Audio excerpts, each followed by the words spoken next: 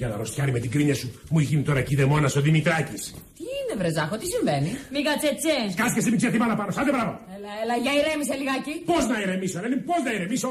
Όταν μιλάμε για δουλειά απαιτείται κάποια σοβαρότητα. Τότε γιατί μιλάς για δουλειά, εσύ, ρε? Πάψε, μη σε πάρω διάλογο και σηκώσει. Λοιπόν, τα αποφάσισα. Τελείωσε. Θα πάω στη Χαλκίδα σήμερα. Πάει και τελείωσε. Στη Χαλκίδα, να κάνεις τι στη Χαλκίδα? Να σπρώξεις τα νερά.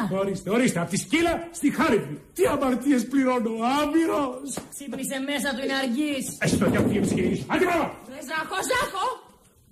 Για λέγε λοιπόν, γιατί πρέπει να πας στη Χαλκίδα, αφού απόψε θα πάνε στη θεία σου στην Ορτασία για φαΐ? Γι' αυτό θα πάω στη Χαλκίδα. Τι είπε? Θέλω να πω, θα πάω στη Χαλκίδα για να συναντήσω το βιομήχανο το Χαλκίδωρο. Ναι.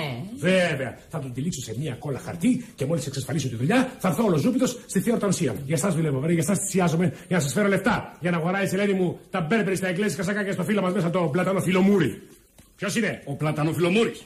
Ναι, λέγε. Ξέρεις, λέω, κύριε Δόγκανε, μια που θα πας στη Χαλκίδα, γιατί θα πας βέβαια. Εννοείται αυτό. Στάσου επάνω στην παλιά γέφυρα και μόλις ανοίξει, πέσε μέσα να σε πάρουνε τα κύματα. Θα είμαι κι εγώ εκεί, μικρέ, για να σπρώξω. Στο διάλογο, μη σε κυνηγήσω.